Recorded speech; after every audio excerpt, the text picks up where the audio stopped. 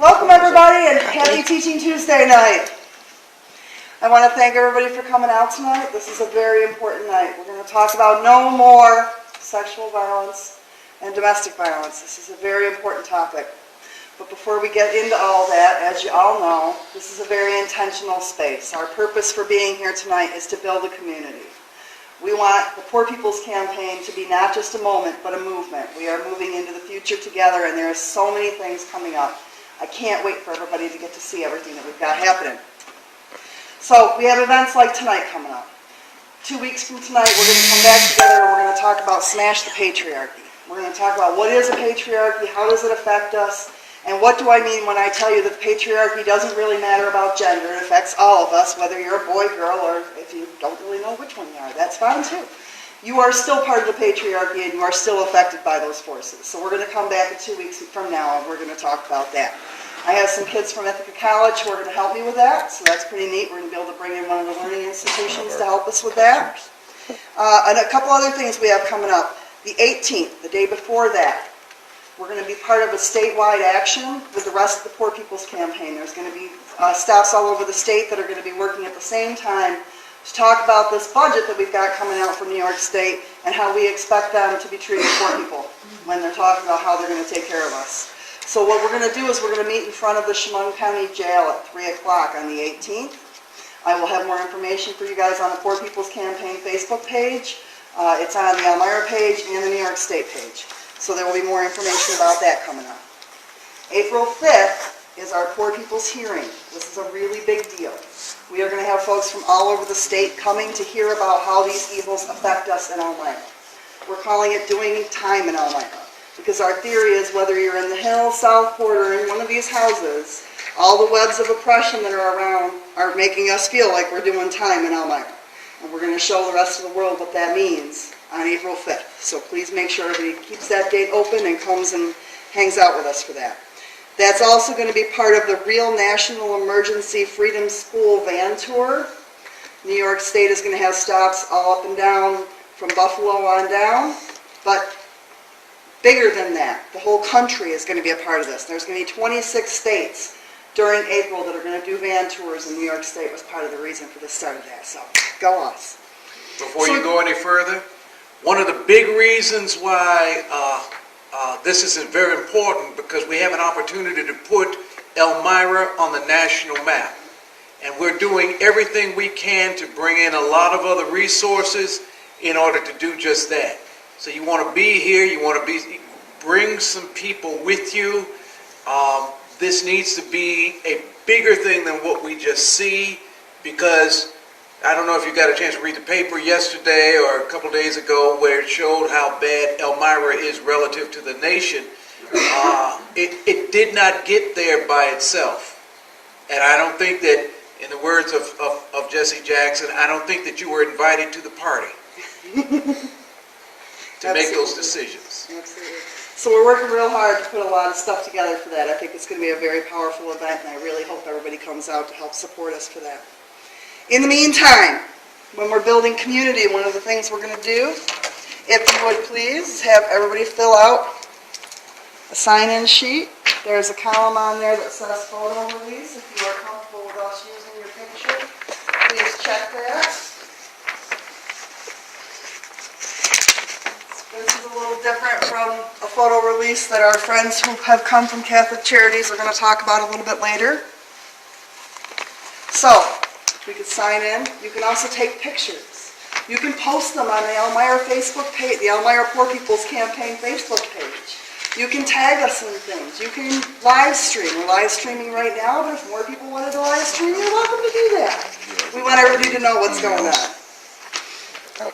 The other thing that we're going to do besides building this community is we're going to name the evils, because that's really what this is about. We need to talk about what is this oppression that is keeping us down, how does it work, and what do we need to do to be able to help free ourselves, because when one of us is locked up, we're all locked up.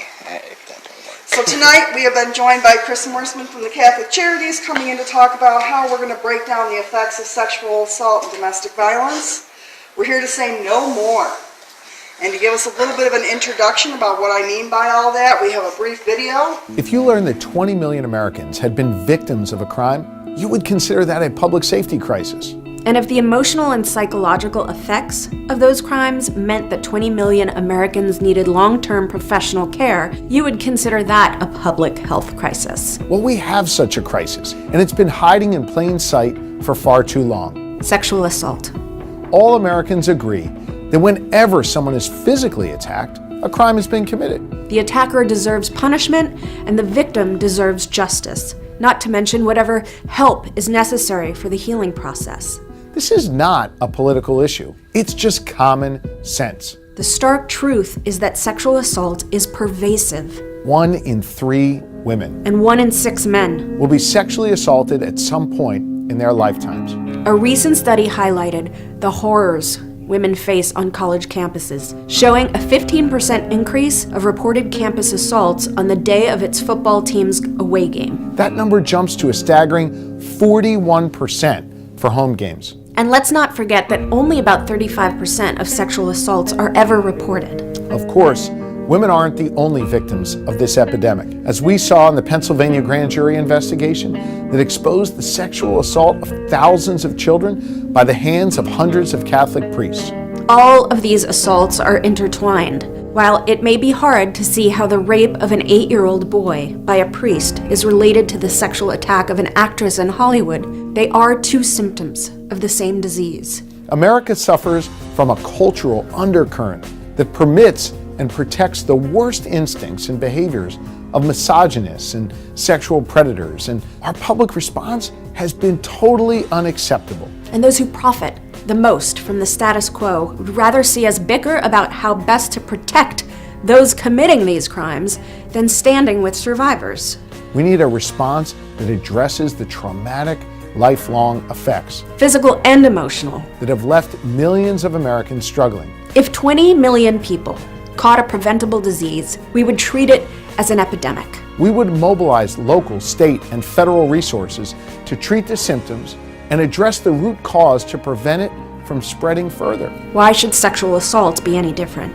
Here are some steps we should immediately take. 1, listen to survivors and their advocates, showing that we believe is crucial to helping others come forward. Thanks to the Me Too movement, we've made important strides, but some of our media and many politicians continue to minimize and belittle survivors, putting them on trial instead of their abusers. 2, pass meaningful legislation. Here we have serious work to do.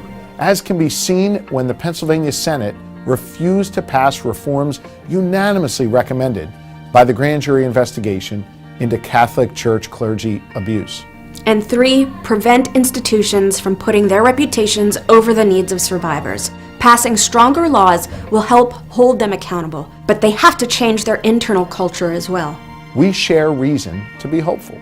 Americans, especially women, are standing up and saying enough. And through our actions, we hope to show survivors that they can speak out without being victimized again. Now it's on our leaders to listen and legislate, To protect victims, to bring predators to justice. and to stop the scourge of this public health and public safety crisis.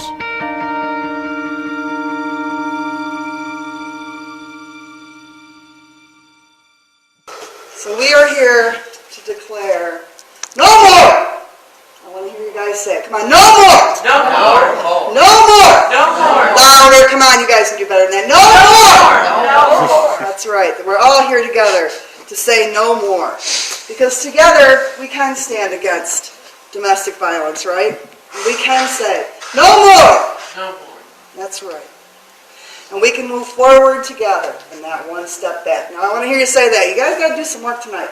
Forward together. And forward together. Not one step back. And not one step back. Forward together. Forward together. Not one step back. Not That's one right. step back. That's right. All right, so now we're going to quiet it down just a little bit. Because tonight, this is going to be a pretty hard topic. If there's anybody in the room who has experiences with trauma that is not comfortable with hearing a very hard-hitting story, please feel free to step out. It's your call. If you would like little man to stay, this is a big night tonight, so that's your call. But one of the things we're going to do in the presentation is we're going to incorporate artwork from survivors of sexual assault. That's one of the big movements that's happening right now when we're dealing with trauma. It helps people to be able to express what's happened to them. It opens up some pieces in them, and it helps them to be able to communicate to us what has happened to them. So tonight I'm going to tell my own story. So, please be aware that tonight's topic is not comfortable. It is not nice. This is real and this is gritty. If you have a history of abuse or trauma, you're welcome to walk away. No one is going to judge you. I had to live this, but you don't have to. In my estimation, the trauma of sexual assault is similar to an earthquake in the real world. The damage is real and long-lasting. It changes how you view the entire world, yourself, and your future. I'm going to take you back to 1989. Milli Vanilli was telling us to blame it on the rain, and the B-52s were inviting us to hang out at the Love Shack. The world was busy. The Berlin Wall was opening up. Students rose up in Tiananmen Square, and there was a 7.1 magnitude earthquake that hit in San Francisco. It was the first time that I went to college, and I was trying to run away from home by choosing a school that was 500 miles away. I don't know how many of you can relate to that, trying to run away from home. I wanted to break free of all the demons that I'd already been trying to flee. So I decided to recreate myself as a falcon. I was a sophomore in college in Bowling Green, Ohio, and I had embraced my individuality, or so I thought. Really, I had made the choice to drown all of my problems. This description of binge drinking kind of makes me laugh because, well, 4 drinks for us was kind of a warm-up. One night in particular, I decided to go off to a party off campus at a friend's apartment. There were probably about 20 of us there with music and fun, cards, and, well, drinking. We had tapped a keg, and several other folks had brought cases of beer with them. Alcohol was a pretty normal part of my 19-year-old life. And I was used to allowing it to turn me into the life of the party. I loosened up, I talked to everybody, and I thought I was just being me. I met a guy who was being really nice to me. He seemed interested in me and in my life, and in what I was thinking, paying attention to me, in other words. My teenage reward system and relationship system were on hyper overdrive. You see, at that stage of our life, the reward and relationship parts of our brain have just received the equivalent of a brand new accelerator, sending us driving high speed into anything that looks like acceptance and fun. I think evolution has a little bit to say about those desires and cravings, but we'll save that discussion for another day. But the logical parts, the executive, the decision maker, the prefrontal cortex parts of our brain aren't fully online by that point. So they're easily overrun by this faster and more active part. In other words, there aren't any brakes on this metaphorical car that I just decided to drive drunk. As the night grew old and folks started to leave, my friend and her boyfriend had invited us to go back to her dorm room for an after-hours party. I don't remember coming into the building or taking the elevator or up to the second floor at all. I kind of remember pinballing off the hall walls a little bit, not walking so well. Once we got back to the room, my friend and her boyfriend decided that they wanted some privacy. So they decided to go someplace else, leaving me and my guest alone in her room. I didn't even remember giving it a second thought until that door closed. Once the door was closed, he moved in to sit in next to me on the floor. He seemed to pounce. My memory reduces it to a snapshot of terror, the one that comes back again and again and again. The next thing I knew, I was pinned to the floor with him nuzzling my neck. I sort of giggled, "What are you doing?" And he laughed. "What do you think I'm doing?" I said no, and he laughed. I said stop, and he laughed. I said I'll scream, and he said no you won't, and he laughed. I was paralyzed. I couldn't move, and I blanked out. I can completely relate to how Dr. Blasey Ford said when she was testifying against Kavanaugh about remembering that laughter. I can remember that laughter, that derisive laughter. The other couple returned. Because of our position on the floor, my friend opened the door, she hit me in the head, and it knocked me out. She tells me that she quickly realized what had happened and physically removed him from the room, put him in the elevator back down to the lobby, and kicked him in his junk so hard that he'll never forget her name. I don't remember anything until the next morning when I woke up in a cold sweat. I shook like it was below zero in my room. I felt like I was covered in slime that would never come off. I showered so many times that I thought my skin would fall off. But I never reported it. When I thought about it, my first thought was, I'll get in trouble. I snuck him in the dorm in the first place. Blaming myself, I didn't even know his name. I was so embarrassed. I couldn't believe that I put myself in that vulnerable a place. What did I do? What did I do? I locked myself in my dorm room for the next 2 weeks. I didn't tell anybody. I hid. I was terrified that he'd see me again, but my mind saw him around every corner. I didn't even know his name, but his image was forever burned into my mind. Now all these years later, I spent my time studying trauma and its effects on the brain. And I want to share with you just a little bit about what PTSD really means. Let me first introduce you to what we call the triune brain. There are 3 parts of the brain that make us uniquely human. We can use our hands to describe these as well, so I want you to go ahead and hold your hand like this. The palm and the wrist make up what we call the reptilian brain, the brain stem in other words. This is where all the housekeeping functions are. We bring the thumb over and we get the mammalian system. This is the limbic system, that reward and relationship place we were talking about. Then we bring the other fingers down on top and we have a cerebral cortex. That's our primate brain. When we experience trauma, our grace-filled system shuts down that executive. We lose connection with it, and that includes the language centers. And that's part of why flashbacks sort of come back as flashes or pictures, because that narrator is completely off duty. We revert to the animal parts of our brain, which kind of makes sense because there's really nothing human about experiencing that kind of trauma. Am I right?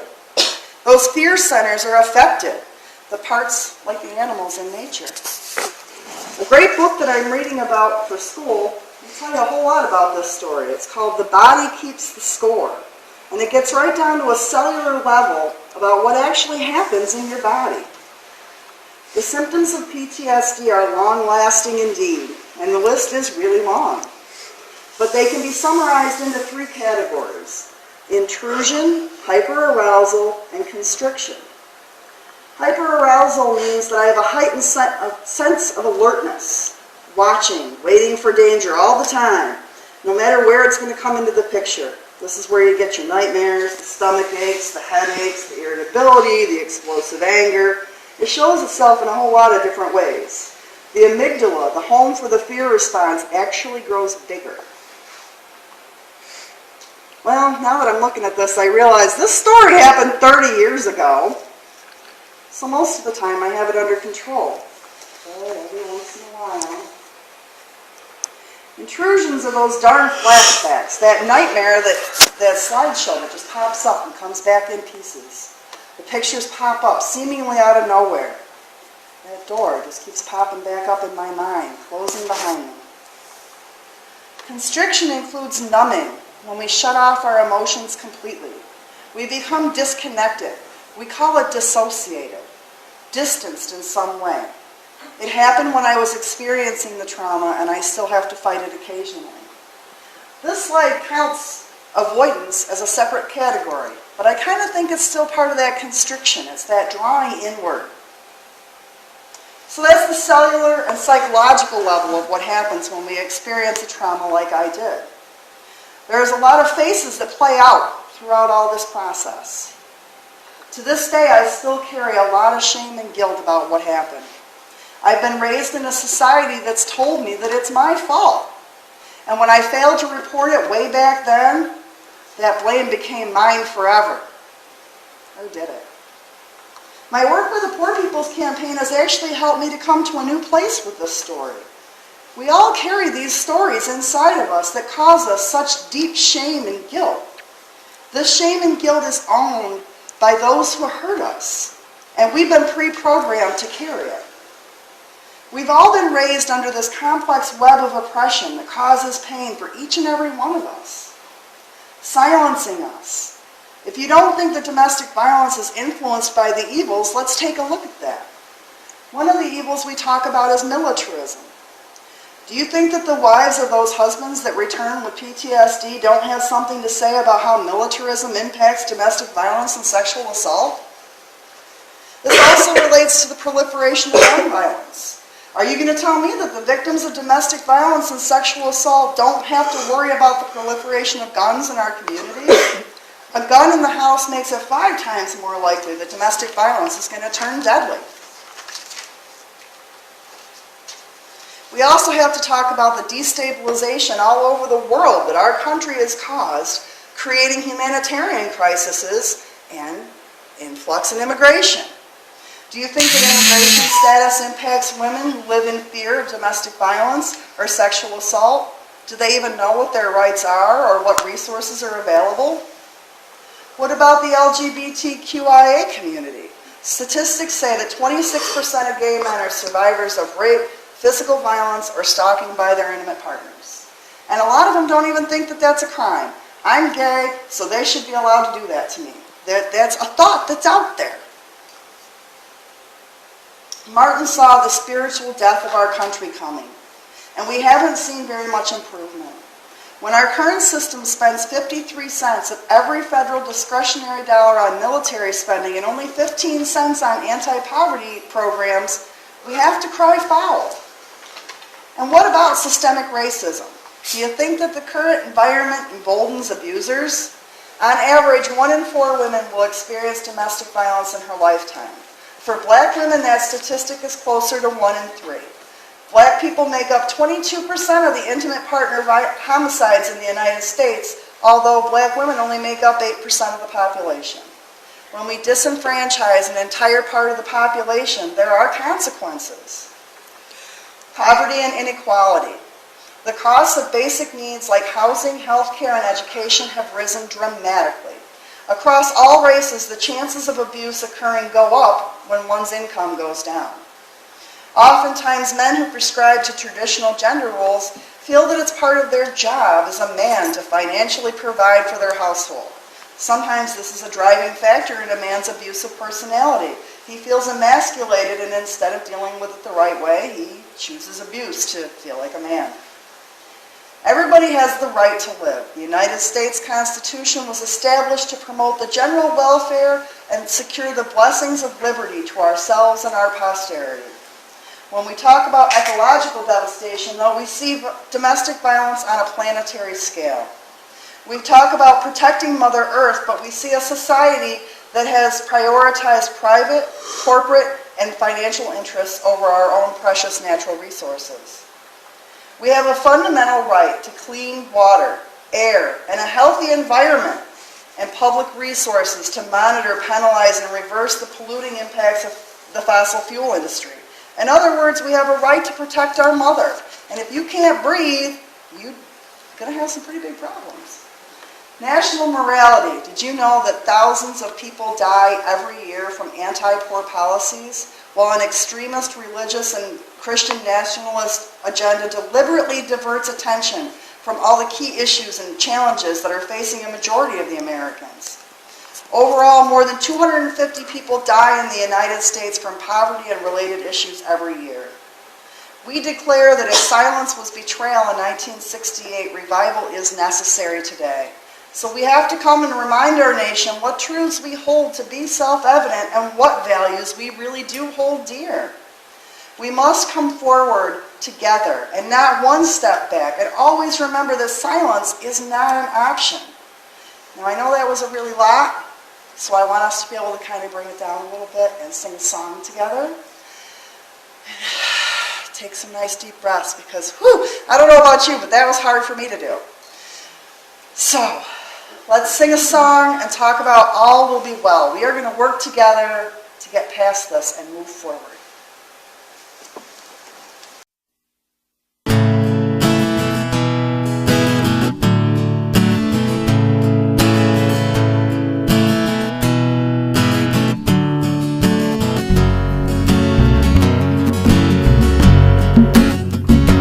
I said, Julian, you are holy, you are holding my hand. And Julian, you are holy, you are holding my hand. She said, all will be well, all will be well, all manner of things will be well. I said, Julian, do you not know about sorrow? And Julian, do you not know about pain? And I said, Julian, do you not know about hunger? And Julian, do you not know about shame? But she said, all will be well, all will be well, all manner of things will be well. I said, Julian, do you not know about loneliness? And Julian, do you not know about disease? And I said, Julian, do you not know about cruelty? I said, Julian, it's too much, it brought me to my knees. But she said, all will be well, all will be well, all manner of things will be well. And she said, no one does not know about sorrow. And no one does not know about pain. She said, no one does not know about hunger. No one does not know about shame. And she said, all will be well, all will be well, all manner of things will be well. And she said, no one does not know about loneliness. And no one does not know about disease. And she said, no one does not know about cruelty. She said, I know, it's too much, it brought me to my knees, where I heard, all will be well, all will be well, all manner of things will be well. I said, Julian, you are holy, you are holding my hand. And Julian, you are holy, you are holding my hand. She said, all will be well, all will be well, all manner of things will be well. And she said, baby girl, do you not know about tenderness? She said, baby girl, do you not know about friends? And she said, baby girl, do you not know about the spirit? She said, baby girl, do you not know it's only love that never ends?